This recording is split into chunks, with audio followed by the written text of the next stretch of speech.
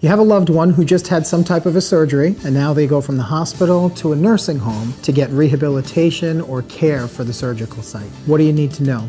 My name is Justin Varughese. I'm one of the attorneys here at Parker Waichman, and I wanted to talk with you about some of the nursing home's responsibilities when they're caring for a patient who's been admitted from a hospital after some type of surgery.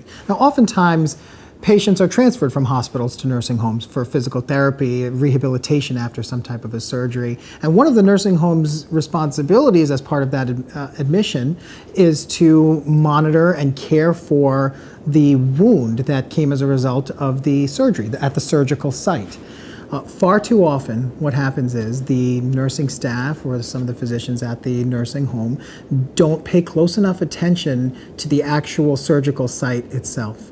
And as a result, those sites sometimes become infected and have horrible repercussions for the patient. So what are some of the things that you can do to prevent this from happening? For one thing, it's important that you ask questions. You ask the nurses and the doctors questions about the status of that site. How is it healing? Is the wound closing? Is there any signs of infection? Well, what are some signs of infection that you can look out for yourself?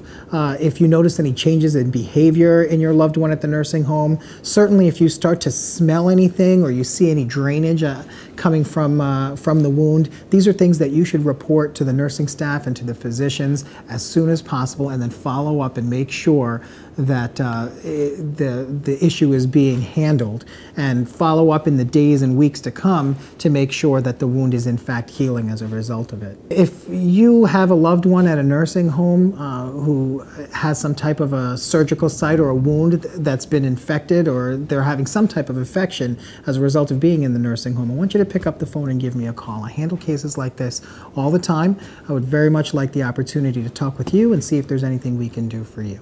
My name is Justin Varughese from Parker Waichman, and thank you so much for your time.